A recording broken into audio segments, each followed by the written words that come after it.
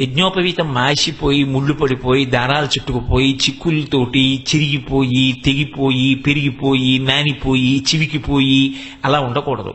యజ్ఞోపవీతం పరమం పవిత్రం, అది పరమ పవిత్రం. దాన్ని చక్కగా పోషించుకోవాలి, దాన్ని చక్కగా ఉంచుకోవాలి. అసలు యజ్ఞోపవీతమే తీసేసే మహాత్ములకు నమస్కారం.